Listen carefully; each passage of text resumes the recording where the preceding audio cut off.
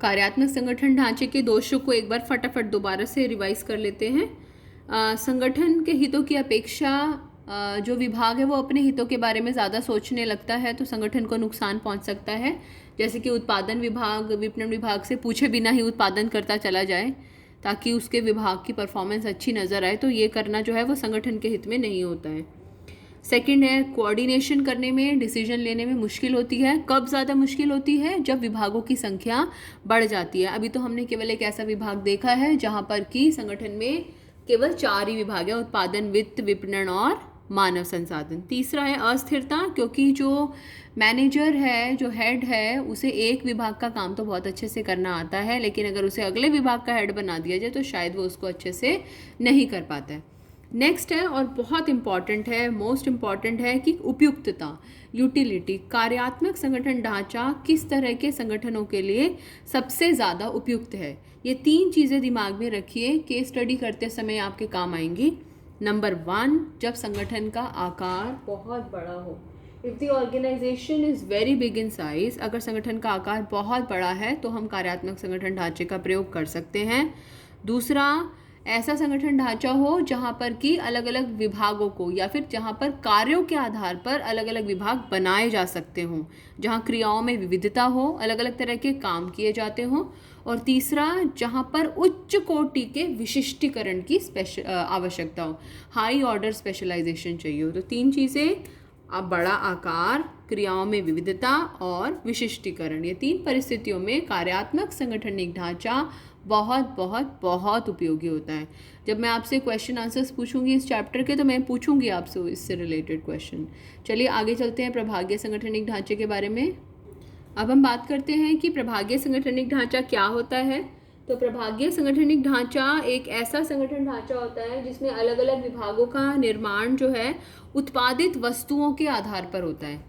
केवल वस्तुओं के आधार पर मत लिखिएगा, उत्पादित वस्तुओं के आधार पर होता है। उत्पादित वस्तुओं का मतलब क्या है? कोई ऑर्गेनाइजेशन जो एक से ज़्यादा तरह की वस्तुओं का निर्माण करेगा, केवल उसी संगठन में प्रभागीय संगठन ढांचा बनाया जा सकता है। फॉर एग्जाम्पल, अगर एक फैक्ट्री है जिसमें केवल सफ़ेद कलर का ही थान बनता है, सफ़ेद कलर का ही वाइट कपड़ा बनता है, तो वहाँ पर अलग अलग सामान नहीं बनाए जा रहे हैं, केवल एक वाइट कलर का कपड़ा बनाया जा रहा है, तो वहाँ पर केवल कार्यों के आधार पर ही विभागों का निर्माण किया जा सकता है। जबकि अगर हम एक शूज़ फैक्ट्री की बात करें, अगर एक शूज़ बनाने वाली कंपनी की बात करें, तो वो लेडीज़ शूज़ के लिए अलग विभाग बना सकता है, जेंट्स शूज़ के लिए अलग विभाग बना सकता है, किड्स फुटवेयर के लिए अलग विभाग बना सकता है, या फिर फॉर्मल, इनफॉर्मल, स्पोर्ट्स, इस तरह से अलग अलग विभागों का निर्माण वो कर सकता है। तो व्हाट इज़ इम्पॉर्टेंट इज़ कि विभिन्न विभागों का निर्माण उत्पादित वस्तुओं के आधार पर अगर किया जा रहा है तो वो विभाग जो है वो संगठन जो है वो प्रभागीय संगठनिक ढांचा अपना रहे हैं।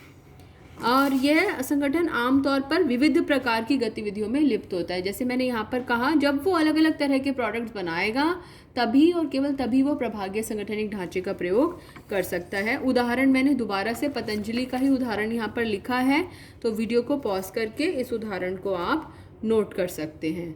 अब आगे चलते हैं, प्रभागीय संगठनिक ढांचे के लाभों के बारे में डिस्कस करेंगे। बच्चों, प्रभागीय संगठन ढांचे में जो प्रभाग का जो अधिकारी होता है, जिसको हम मोस्टली प्रधान भी कहते हैं, वो अपने प्रभाग मतलब डिपार्टमेंट, डिवीजन, अपने विभाग के लाभ और हानि के लिए उत्तरदायी होता है। यानी कि जैसे मैंने आपको अभी पतंजलि का एग्जाम्पल दिया, ये पतंजलि के उदाहरण में अगर औषधि विभाग का प्रधान है तो औषधि विभाग में कितना लाभ हो रहा है, कितनी हानि हो रही है, इसके लिए औषधि विभाग का जो हेड है वो जिम्मेदार है। कॉस्मेटिक विभाग के लिए जो कॉस्मेटिक विभाग का हेड है वो इसके लाभ और हानि के लिए जिम्मेदार है। खाद्य पदार्थ विभाग के लिए जो इसका हेड है वो इसके लाभ और हानि के लिए जिम्मेदार है, ये याद रखना है। अब हम प्रभागीय संगठनिक ढांचे के क्या क्या फ़ायदे हैं, क्या क्या बेनिफिट्स हैं, इसके बारे में बात करेंगे।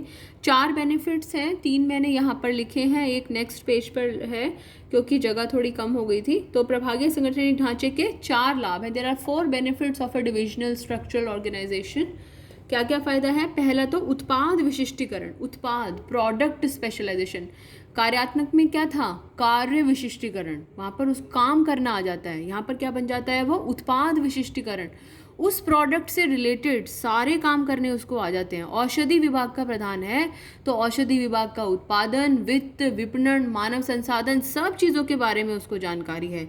तो वो master of all trades, jack of all trades बोलते हैं ना, सब चीज़ों का गुरु बन जाता है वो व्यक्ति। तो उत्पाद से संबंधित सभी कार्यों का अभ्यास करके निपुण हो जाता है, तो वो उसको प्रमोशन लेने में भी उस आदमी को कोई समस्या नहीं आती है। नेक्स्ट है उत्तरदायित्व निश्चित करना सरल होता है। उत्तरदायित्व निश्चित करना सरल कैसे? जो हमने ये पॉइंट लिखा है, हर विभाग का अधिकारी होता है और वो अधिकारी अपने विभाग के लाभ या दोष के लिए उत्तरदायी होता है।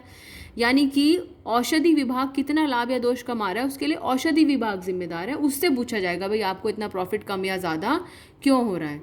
नंबर 3, शीघ्र निर्णय। प्रभागीय संगठनिक ढांचे में बहुत तेज़ी से डिसीजन लिया जा सकता है।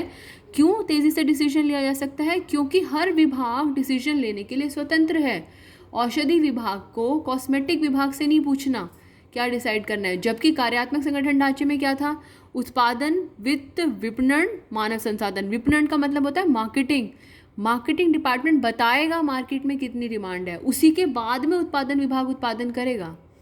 वित्त विभाग पैसा देगा तभी उत्पादन विभाग उत्पादन करेगा। तो कैसे ये विभाग एक दूसरे से जुड़े हुए हैं, लेकिन यहाँ पर जो है कोई भी विभाग आसानी से बिना दूसरे विभाग को प्रभावित किए डिसीजन ले सकता है। चौथा पॉइंट डिस्कस करते हैं। प्रभागीय संगठनिक ढांचे के लाभों में चौथा पॉइंट है सरल विकास। सरल विकास क्यों? क्योंकि जैसे अभी हमने बताया कि उत्पाद विशेषीकरण होता है इसमें। उत्पाद विशिष्टीकरण होने की वजह से जो प्रधान होता है, जो हेड होता है, वो सब चीज़ों में निपुण है। तो अगर उसे कोई और विभाग भी, कोई और इकाई भी संभालनी हो तो उसको आसानी से संभाल सकता है। सेकंड पॉइंट, दूसरी बात, अगर कोई नया सामान भी हमें मार्केट में लेके आना है, जैसे औषधि है, हमारा पेय पदार्थ है, कॉस्मेटिक्स है, अब इसके साथ साथ अगर हम कपड़े भी जोड़ना चाहते हैं, अगर कल को पतंजलि कपड़ों का भी एक डिपार्टमेंट बनाना चाहे, कपड़े भी मार्केट में लॉन्च करना चाहे, पता नहीं कपड़े आ गए हैं क्या पतंजलि के मार्केट में, मेरे को तो मालूम नहीं है, आपको पता हो तो ज़रूर बताइएगा। और अगर नहीं आए हैं, या और कौन कौन से एरियाज़ हो सकते हैं जहाँ पर पतंजलि काम कर सकता है, अपने नए प्रोडक्ट्स निकाल सकता है, क्या कार भी लेके आ सकता है क्या पतंजलि किसी दिन अपनी, तो ये हमें सोचना होगा। तो कोई भी नया विभाग स्थापित करता है तो उसके लिए उसको किसी दूसरे विभाग से पूछने की ज़रूरत नहीं होती है। तो सरल विकास है, आसानी से हम उसको डेवलप कर सकते हैं। अगली वीडियो में हम इसके दोषों को डिस्कस करेंगे प्रभागीय संगठनिक ढांचे में। अगली वीडियो की तरफ चलते हैं। ये सारी डिटेल्स वीडियो को पॉज करके नोट कर लीजिएगा बेटे।